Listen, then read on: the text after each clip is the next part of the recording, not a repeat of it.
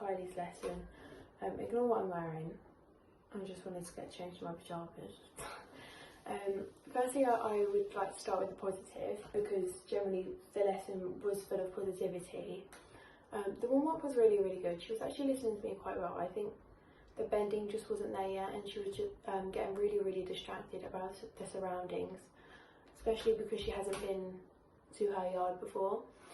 So once we did a quick walk, trot, canter, we went in the circle time over some trot and poles, and it was really good. She started calming down a lot more, listening to my leg, just listening to me all together. And once she started relaxing a lot, the contact came as well. She wasn't as distracted, so it was really good.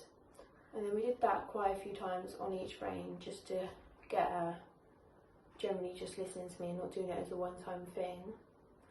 So we did that, but also in between, when we come around to the corners, we were doing some circles, just to get the bending going as well as the suppleness. So once we did that, we did some cavalettis. They had 6 strides in between, and they were 6 long strides. And because she's only small, her stride isn't long, so we jump them one at a time, and then we jump them together. And we generally really had to push for the striding, and that was generally so good. Like, she jumped them both really, really well, but it proper made me work really hard. Like, she had to be dead straight, the getaway had to be so nice, the approach had to be so nice, it proper made me work. And also, my lower leg is in like a slightly wrong position when I ride, so not like it's supposed to be behind their girth, but I pull it like near their shoulder a little bit. So I do need to work on my position a lot more than what I thought. I thought it was quite good, but I didn't realise I put my lower leg so forward. That's why it's not as effective, and that's the reason why I probably came off at Onley, to be honest. So we did them, and then we popped over some jumps. The first time we jumped it, we tried to jump the jump, she refused, and Kylie said to me, "Don't let her do that." She was like, she's just naughtiness. No, was that a word? I don't know. But she said, keep kicking her and make her front legs move, because if you just go around and do it again, then it's not going to be, and then we're just going to be stuck in the same position that we were in to start with. So we just kept kicking her, just so, not expecting her to go over the jump from standstill. Just wanted to get her front legs forward so she knows that she has to jump it, if that makes sense. So we went round, did it again, just jumped it perfect, and then we jumped a few more jumps. It was brilliant, really. We were just working on the getaway, the approach, and my position. So yeah, and then we came up to the white jump, which was no different to the water tray jump, realistically. I don't even know if the water tray was underneath the blue jump.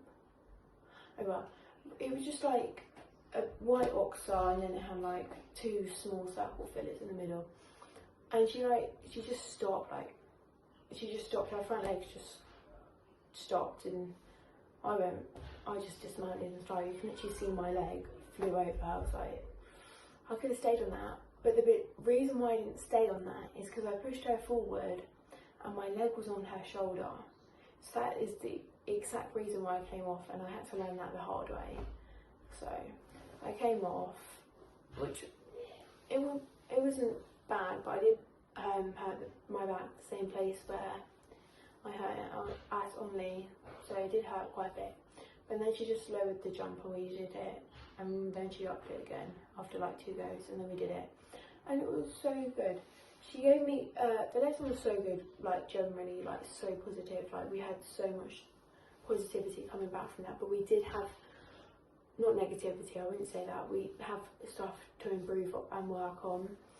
So for example, my lower leg, my position, so if she refuses, then I have to put my leg on, like, and make her legs move, because if I don't do that, then it will become a little bit of a habit.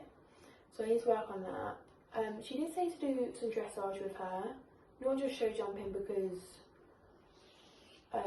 like she says she's a brilliant jumper, but do some dressage with her, because obviously you want to have the best flat work as possible, because then it'll make the jumping easier. So she should do a little bit of dressage. It should like work on the straightness, which will help with the approach and the getaway, and the bending, because if you have no bend, then you have not much hope realistically. So she says to work on that and just take her through a few dressage tests, even if it's like intros or PC70s or something, like a pony club one. And I just gotta do a little bit of that. But she says she'd be a really good eventer, because she's generally quite bold and brave. So we might do a little bit of that, because one of my like goals for 2023 is to do a 3-day event. Might happen, might not, because I do have a short amount of time to get everything up and going. But it could be possible. But at the moment, I haven't been doing a lot with the ponies. They've had a little bit of a festive season break, I guess you can say. So when January comes, they're definitely all going to be back into work, building their muscle up again. Not that they've like drugs, anything, but I just generally want the muscle and stuff. So they're all going to be working quite hard. They'll be working maybe 4 or 5 times a week, but it's not going to be like a 15-20 minute session. It'll be like between 30 45 just to do some stuff and then get them out hacking, so it's not all boring. So yeah, that's how I'd like to end the video. So thank you all for watching, and I'll see you in the next vlog.